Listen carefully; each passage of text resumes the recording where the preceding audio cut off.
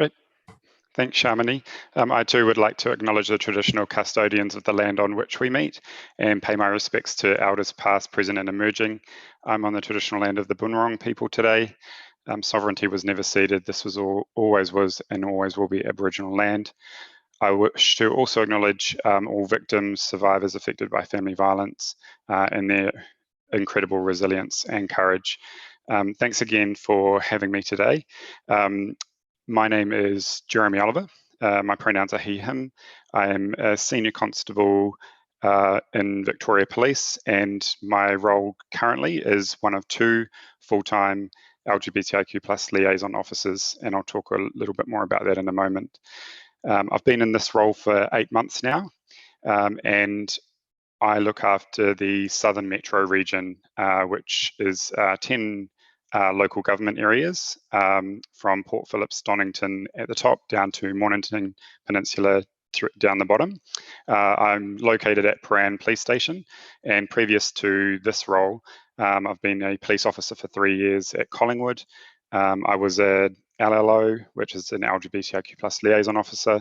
I'm also a peer support officer and a member of our Victoria Police Pride Network, and also recently a member of the Stonington Council LGBTIQA+ Advisory Committee, which has just been created. I just want to also say later in the presentation, I may talk about some things that may be distressing for some people, so I just encourage you to utilize any self-care techniques to keep yourself safe. So, objectives today, I hope to pass on information about the LLO program, which is our LGBTIQ+ Liaison Officer Program, and also share all the updates that have occurred for those that may not know. I'll also talk about the LLO's role in the family violence response and referral pathways and how you can engage with LLOs. I'll talk a bit about the police response to family violence and also family violence investigations. So LLOs, which is an acronym for LGBTIQ+ Liaison Officer, is a program that's been running for 20 years as a response, as Shamini mentioned, to better support the LGBTIQ+ community and create more safer pathways for people to access police services. You probably knew or know the liaison officer role. The previous acronym we used was GLOW, so that might be familiar to a lot of people. We have rebranded that last month though, so we now use the acronym LLO and the title of LGBTIQ+ Liaison Officer. GLOW standard for Gay and Lesbian Liaison Officer, which is historical, and we want to move away from that title. Yeah, would really encourage you to use LLO as we are. So the program has 1 full-time program coordinator as a VPS staff member, the wonderful Jen Dixon. We also have 2 full-time LLOs, myself being one of them. The other is Gabby Tyack, who some of you may know. And then we have approximately 500 LLOs across Victoria, and these are, majority of them are police officers, and this role is over and above their general duties. To become an LLO, you can be eligible to apply for this particular role after 3 months following the academy. You would need to be LGBTIQ+ identifying or an ally. They receive mentoring by myself and Gabby, the 2 full-time liaison officers. They'd be a member of the Victoria Police Pride Network. We encourage everybody to have that deep understanding of barriers that the LGBTIQ+ community experience with accessing police services. We would like them to have previous work in social work, education, advocacy, or other community engagement type roles. And they undertake training as well. and that training consists of a priority communities training package at Academy, which is very extensive.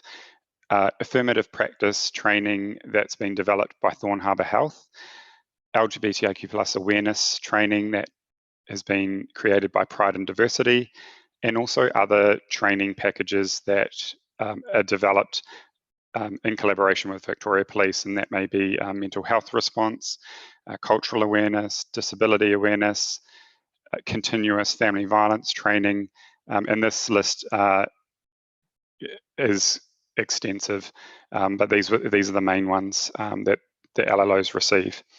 With the 500 LLOs across Victoria, we do have a list of where those LLOs sit at each station. So if anyone would need to find an LLO in their region, you can visit the website.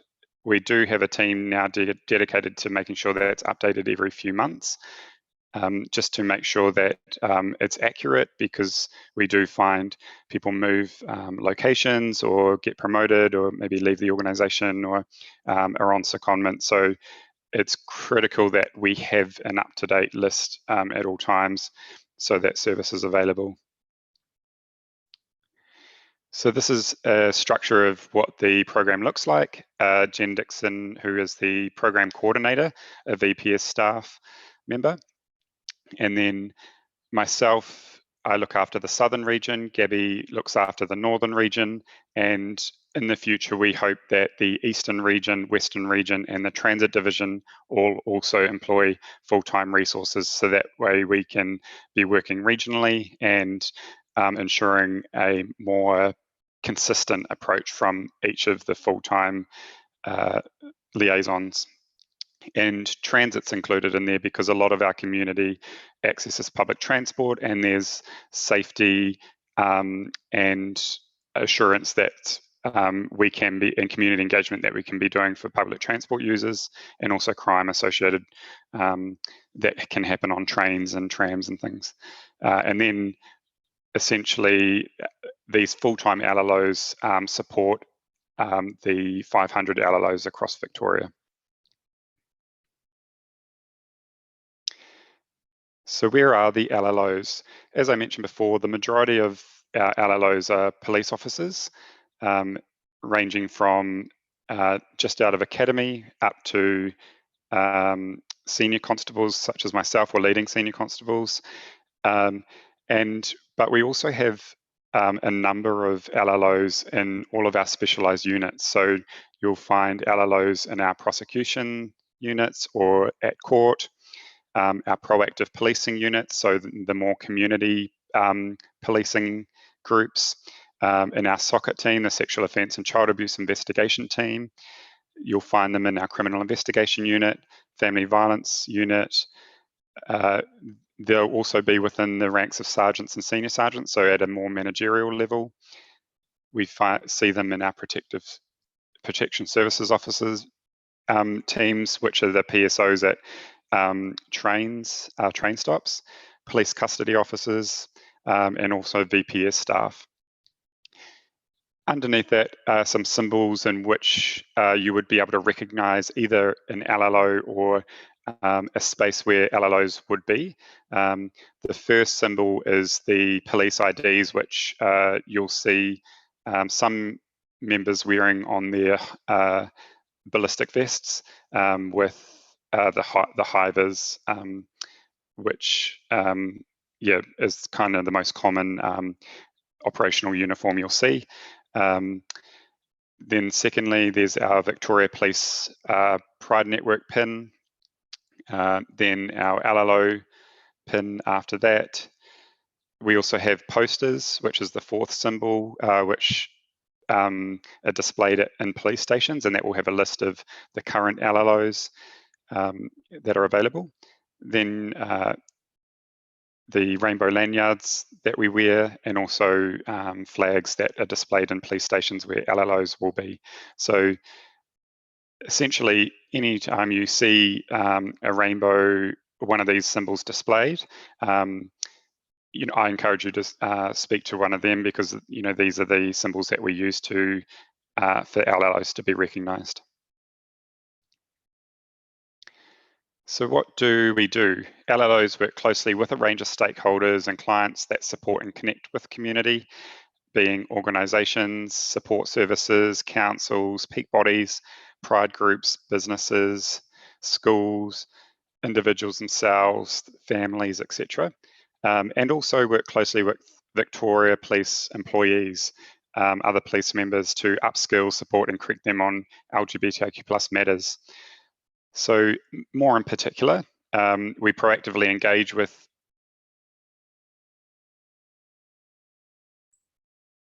Oop, Jeremy's dropped out for a second. One moment. Sure we'll be back soon. Their internet can be a bit patchy.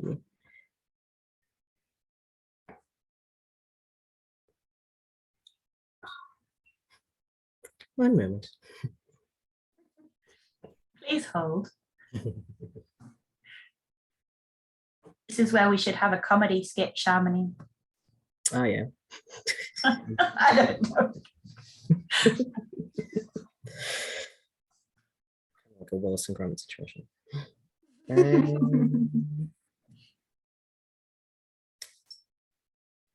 It's probably, yeah, it'll probably take a bit of time to come back. I might just email them. They'll be back in a second. Yeah. They might be a little flustered when they're back.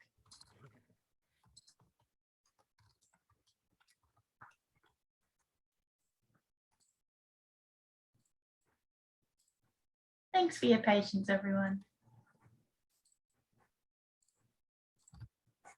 Oh, there. Here they are. Hey. Thank you, and apologies, everybody. Oh, good. I'll just share my screen again, one moment.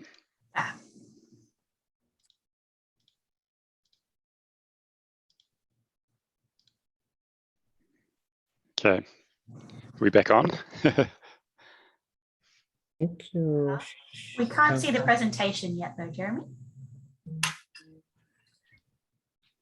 Okay, can you see that now? No, I can't. Shani, can you? No, but potentially we could share. Do you want us? Yeah, do you want us to do it, Jeremy? Yes, if you don't mind, if that's okay. Amelia, do you have them? Yeah, I'll grab them. One sec. Right. One minute. Sorry about that. No, that's okay. Oh, good. I'm just scrolling.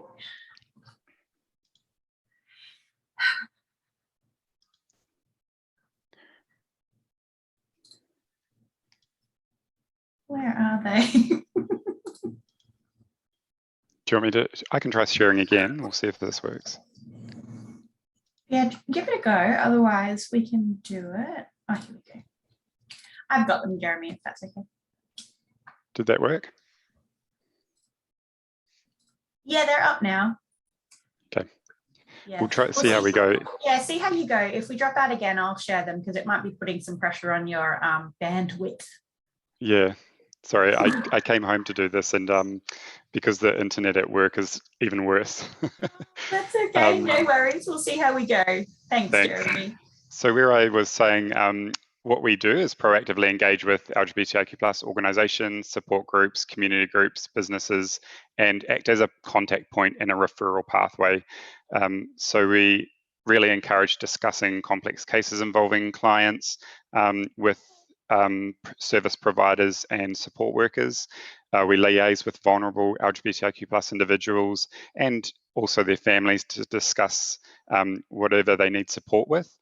We support LGBTIQ people in navigating policing services, whether that be reporting matters or it could be civil protection, whichever. We help them navigate services. We discuss LGBTIQ+ referrals when necessary. We promote the LLO role as a safe space to encourage LGBTIQ+ victims of crime or family violence to report. We engage we engage as Victoria Police employees at LGBTIQ+ events and in days of significance. We support internal LGBTIQ+ programs like the LLO network, the Victoria Police Pride network, and other things that I'll mention later. We participate in education and development of police members regarding LGBTIQ+ community needs. We attend training conferences, present about LLOs and policing services, and again, available for whether it be advice, whether someone wants to report something, both formally or informally, maybe discuss referrals. Essentially, we're an open book and really would love to hear from everyone mentioned, organisations, community, support workers. No conversation is off the table, essentially.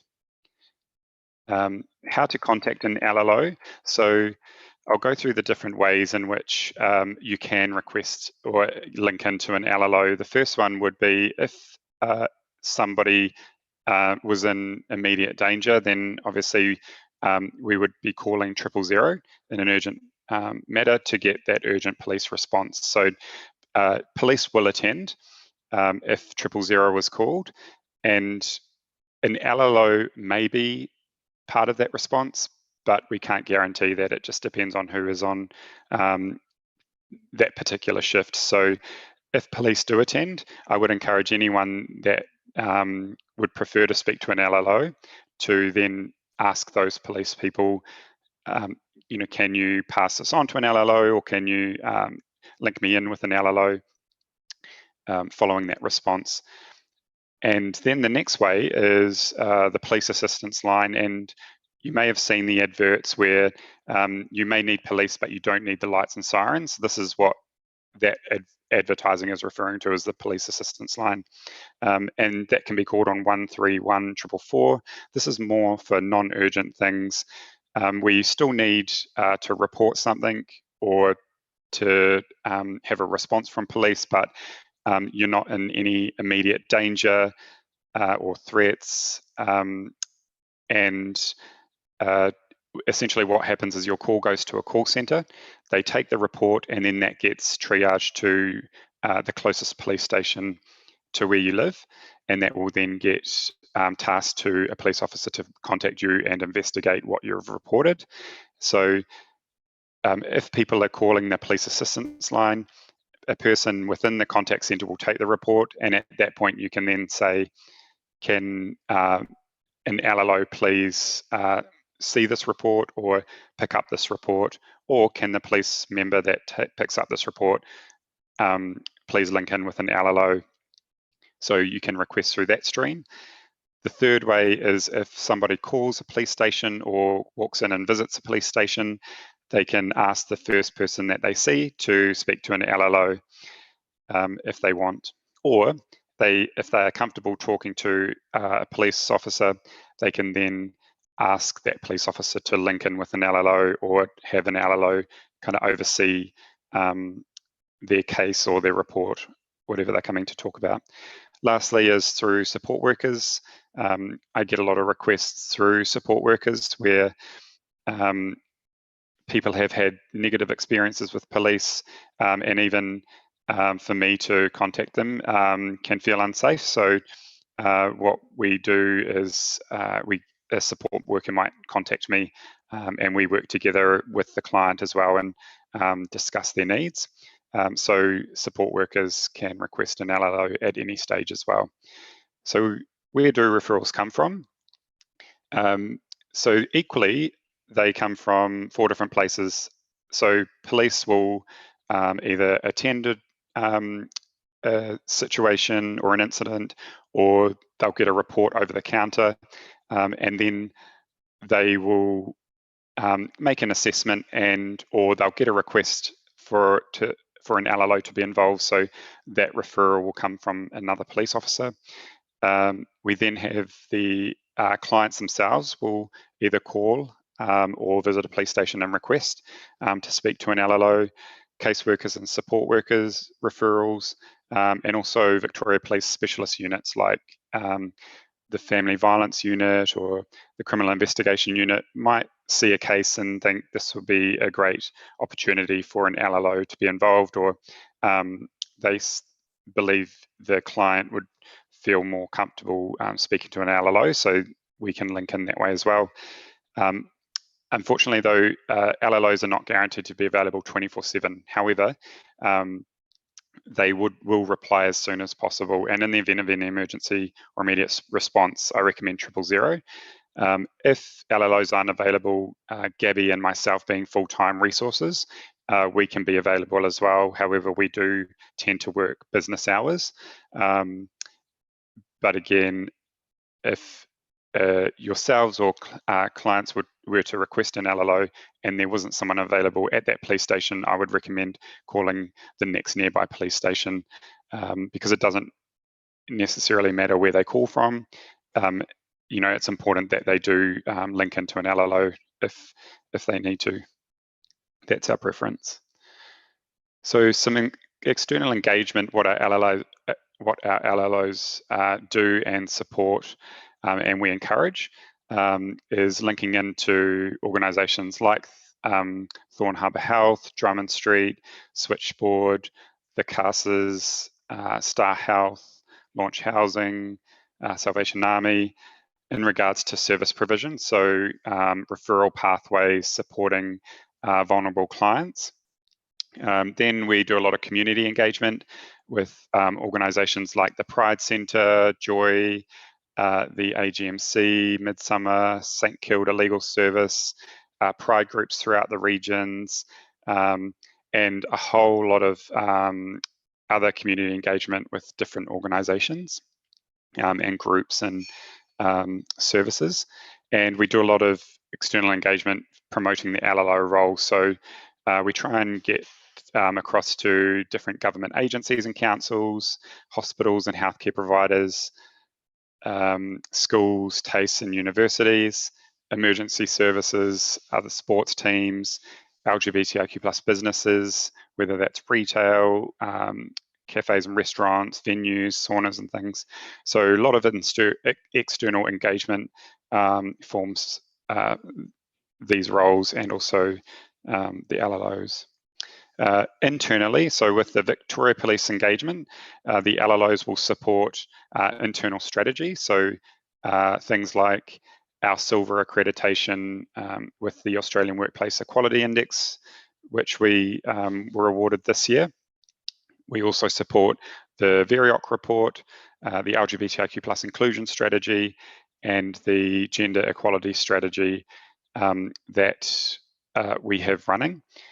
LLOs also support internal LGBTIQ+ groups, such as the Police Pride Network.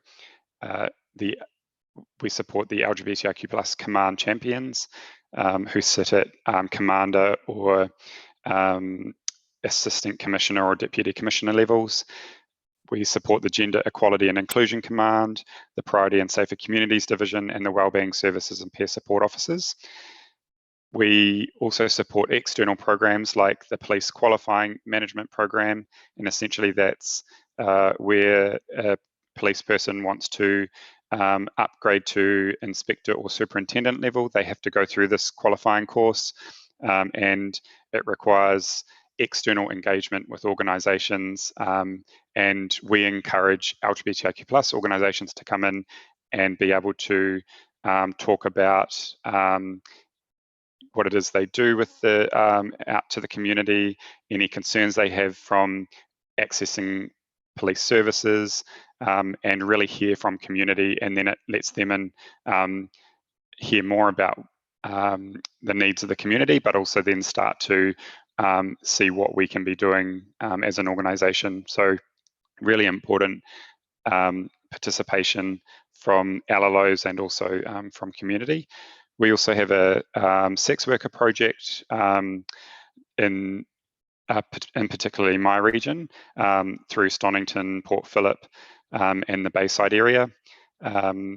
We also support the LGBTIQ+ reference group, which meets quarterly, and that's made up of, I believe, 16 to 20 LGBTIQ+ community organisations, where it works as a two-way kind of meeting and group where we can hear from community, and we can also inform community of what changes we're making within the organisation.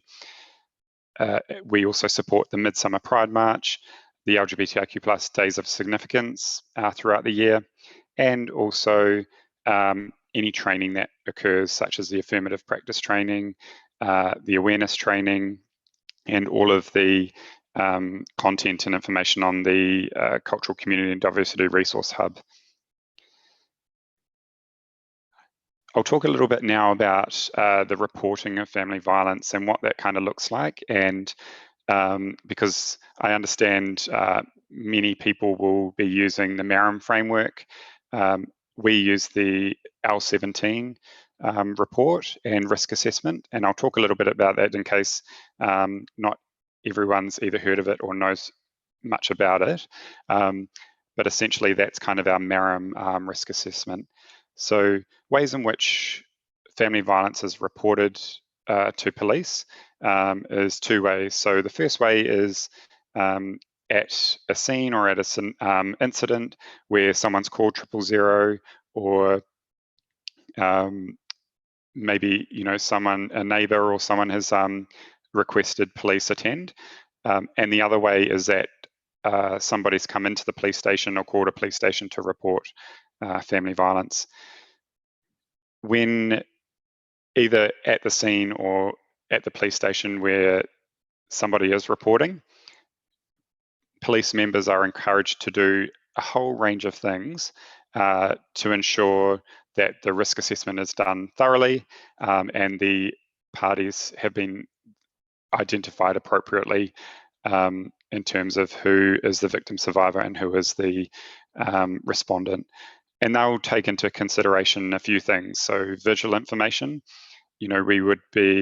police would be looking around to see what the house looks like, if there's any injuries, if there's any signs of assaults or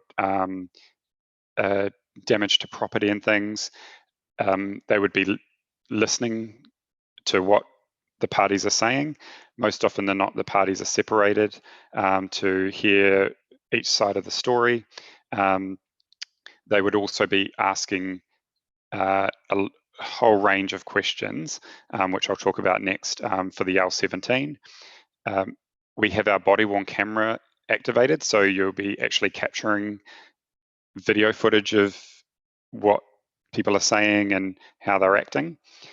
You would also discuss what has been reported to you or what you see with the family violence unit, the sergeant supervisor, and an LLO if they're available and if you need to.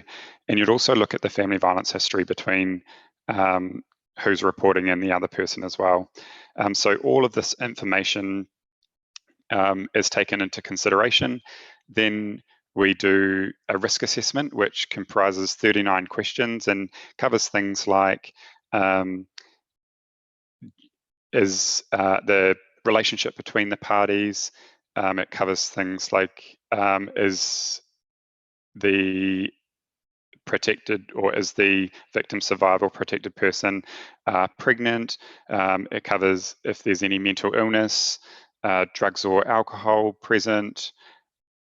So similar to the MARAM, it's an extensive list of questions to ensure that the identification of victim survivor and respondent is accurately considered and selected. So once all of that has been conducted, then police would submit an L17 report as soon as possible. And essentially that's a report of all the information that you've gathered. You go through the 39 questions and answer them.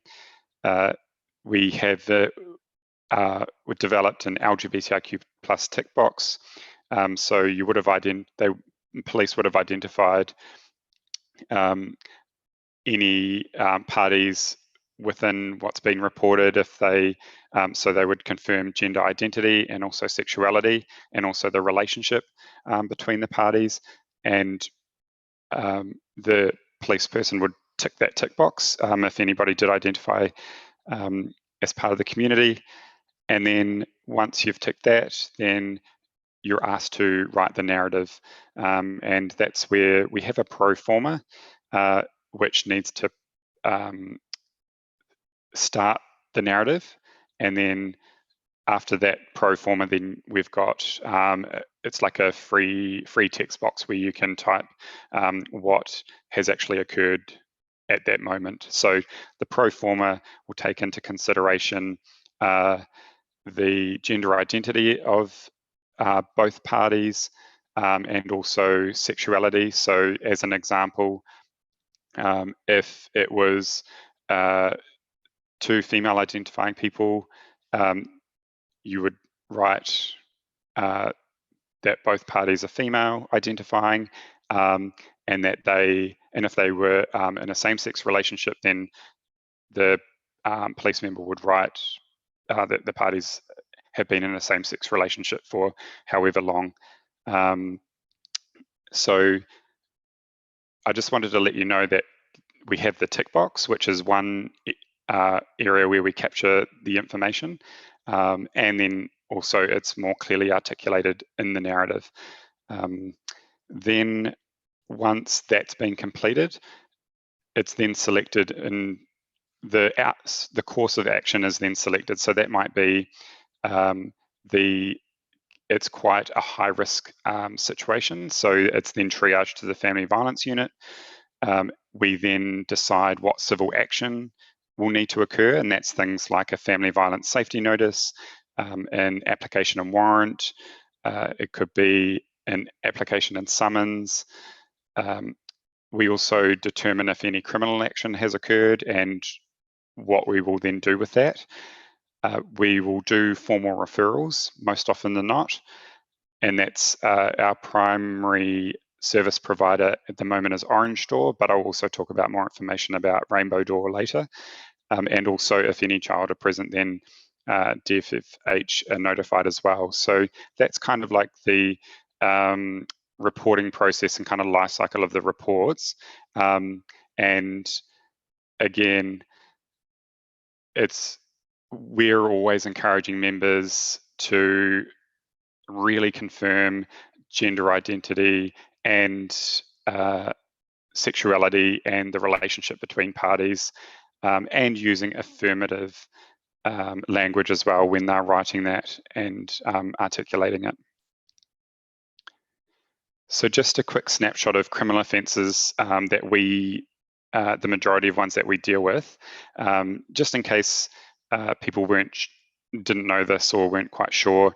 Obviously homicide, aggravated burglary, physical assaults that may need medical attention or may not, damage to property, stalking, theft, sexual assault, deception and fraud, breaches of family violence intervention orders, threats to kill, possess weapons, and using telecommunications to harass, which is like mobile phones or social media or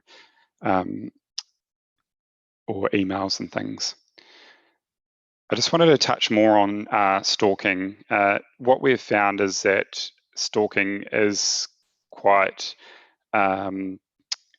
common within the LGBTIQ+ community, and I just wanted to provide a little bit more information and just to, I guess, equip you with a little bit more information if you needed.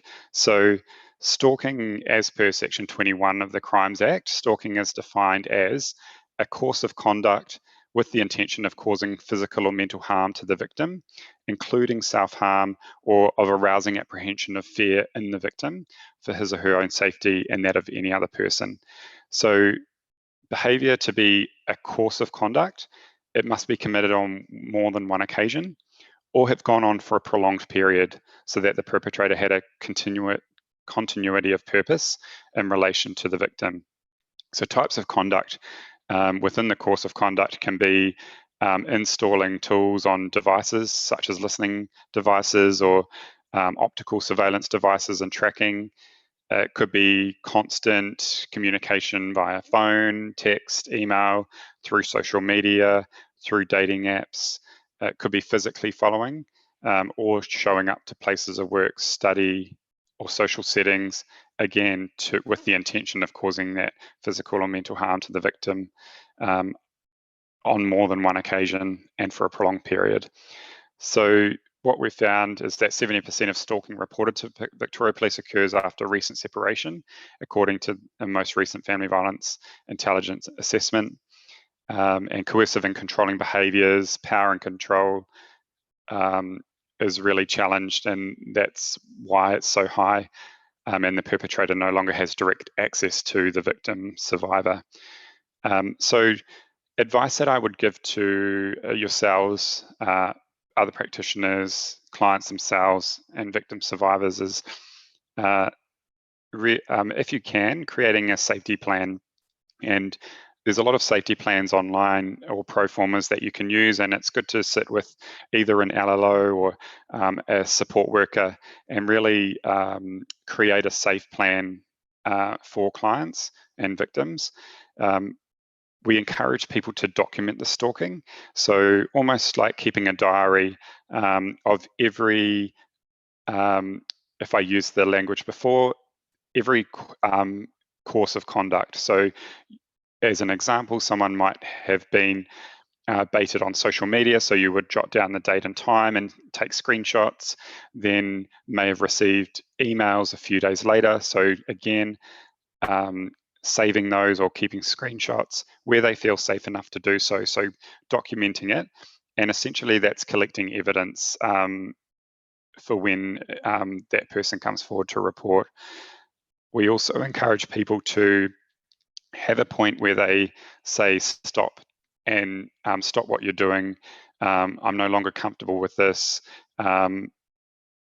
You're kind of putting almost like a definitive line in the communicating, and that's a way for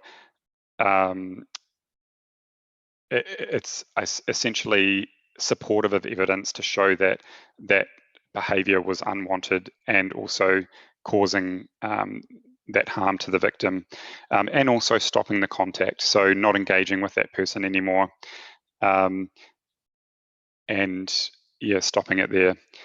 We really encourage people to inform others of what's happened as a support person, and just so other people have background knowledge of what's occurring.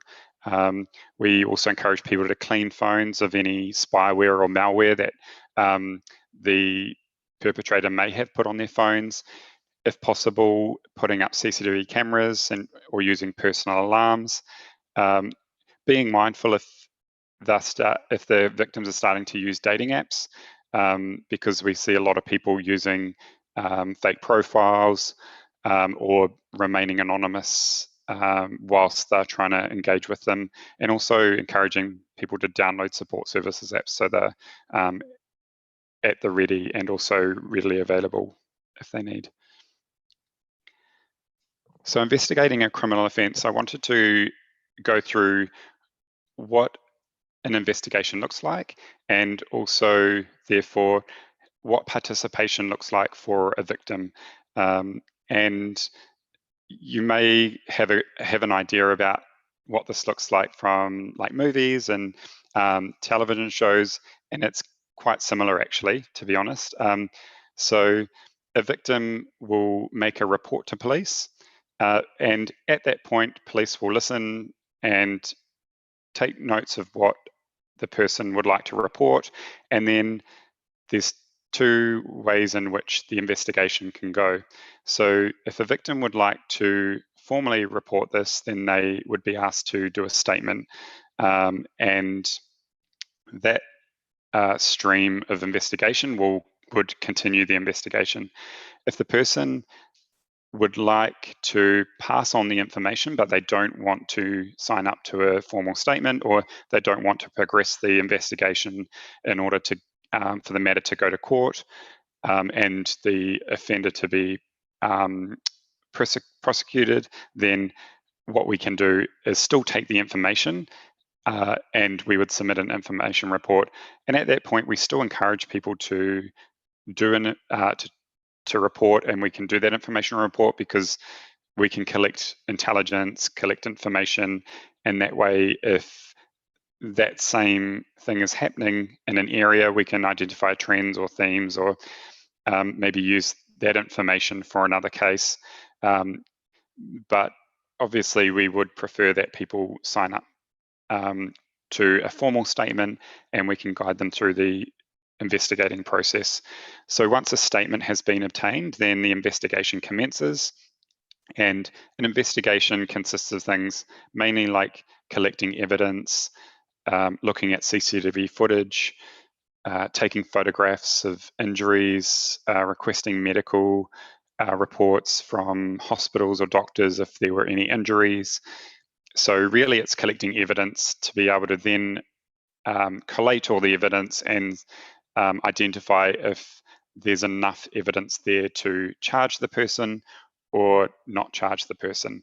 That leads to the next stage, which is where the police officer has collated all the evidence, and then they would look at that and think and be able to assess, do I have enough to successfully charge this person and have them successfully successfully seen in court. On the converse side of that, though, sometimes we don't have enough evidence to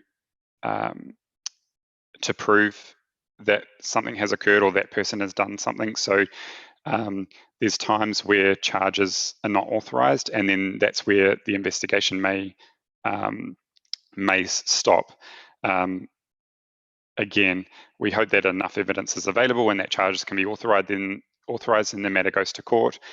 The offender would make a plea, possibly guilty or not guilty, could go to trial, could be challenged. A few different things can happen at that point. So investigations can take a matter of months. It could take several years. Just for people to know that this is what is involved and how much participation is required from the victim themselves, and also the length of time. Also just want to note that if an adult victim doesn't feel safe in reporting it themselves, or there's any barriers for them reporting it, that a report can be made on their behalf with their consent, so possibly from a support worker or a family member. With child victims, any adult who has a reasonable belief that a sexual offence has been committed by an adult against a child in Victoria must report that belief to police unless they have a reasonable excuse for not reporting the matter. And that is actually a criminal offence if you don't report. There is no time limit to report most offences unless there's a statute of limitations. However, some need to be done within 12 months, but otherwise there's no time limit to reporting. If a victim isn't feeling willing for their matter to be fully investigated, what they can do is go through any of these steps above and then put their investigation on hold, or requesting no further police action. So whenever they're ready to continue in the investigation, be it in a year and 30 years, the matter can be reopened and the investigation continued. If the matter goes to court, again, unfortunately, it's not a quick process.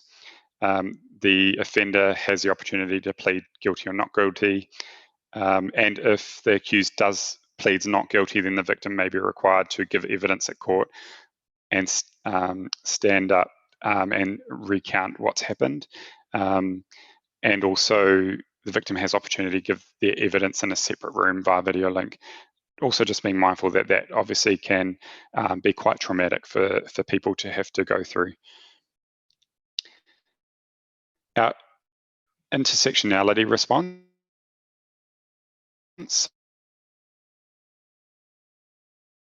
So we understand that the barriers that many LGBTIQ people face, the added barriers people with. We're constantly improving ways to reach community and assist in breaking down the barriers and provide safe avenues for reporting family violence. In our Priority and Safer Communities Division, we have the following portfolio holders who work closely with teams like the Family Violence Command to improve our services to each of the communities, that being LGBTIQ+, mental health, multi-faith, multicultural, elderly, youth, and disability. And we also have a vast range of other liaison officers across stations in Victoria who can assist community or support workers in accessing police services safely. There's the LLOs. We have the Aboriginal and Torres Strait Islander Community Liaison Officer, Police Aboriginal Liaison Officer. So the difference between those is the ACLO is a non-police member and the PALO is a police member. We have the Multicultural Liaison Officer, Family Violence Liaison Officer, Youth Resource Officer, Youth Specialist, Community Liaison, New and Emerging Community Liaison, Crime Prevention, Divisional Firearms, and a whole range of other liaison officers. So essentially, if people within community may not want to speak to an LLO and they have an intersecting identity within community, then there's a whole range of other liaison officers that are available, not just LLOs. So hopefully we can we've created these access points for people to feel safe in coming forward. And lastly, I want to go over just a few subjects, in particular, perpetrator misidentification. So perpetrator mis-ID is when the primary aggressor or perpetrator is incorrectly identified, and therefore the person requiring and receiving protection is incorrect. So to prevent this occurring, once police have completed their comprehensive risk assessment, or the L17, they're encouraged to do a few things to really ensure that the correct perpetrator is identified. And that's things like reviewing the body-worn camera footage, because the response from police, it can be very heightened. There's lots going on. It's really useful and crucial to go back and review footage just in case they may have not picked something up or missed something. Police are encouraged to look at previous family violence reports between the parties to get more of a holistic view of the relationship and what's happened historically. Clarify any questions within the risk assessment. So being confident in, if they're not unsure about any answers to those risk assessment questions, to go back and ask or call the parties and confirm, just really clarify. They're also encouraged to discuss the matter with the sergeant, which is a supervisor. So everyone's in agreement of the identification of the perpetrator. Also, our family violence investigation unit detectives are on call as well. So we encourage members to call the detectives. We also encourage them to call any other legal practitioners from the courts to either get suggestions or confirm information, and also information sharing with other agencies that have the authority to share information under the offences, obviously with any consent or confidentiality and disclosures. Unfortunately, we know that perpetrator misidentification does happen within police, but with all the steps that I've just mentioned, it's greatly minimized. And also we're continuously training and providing information to our police to gain greater evidentiary clarity for identifying the perpetrator. Misgendering. So misgendering occurs when someone intentionally or unintentionally refers to a person or relates to a person or uses language to describe a person that doesn't align with their affirmed gender.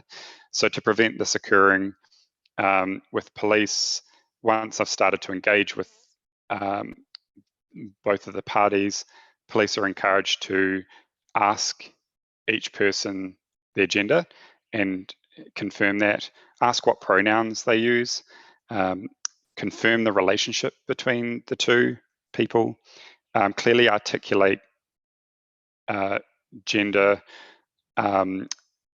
sexuality, pronouns, and the relationship using affirmative language when it comes time to doing the online L17 and risk assessment.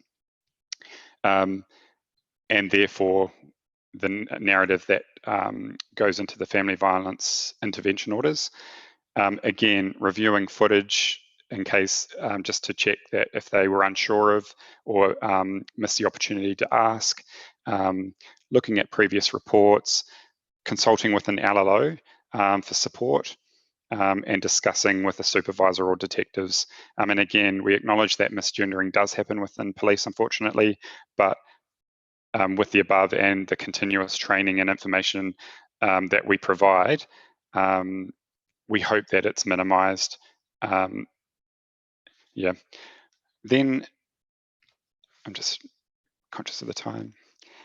With mental health crisis, I just wanted to briefly touch on this, just to give a bit of an idea about a situation that can occur and what we do see occur within family violence incidences is, and it doesn't happen very often, but it does happen, and I just like to be able to explain this to community and to support workers. So as we know, mental illness is common in family violence.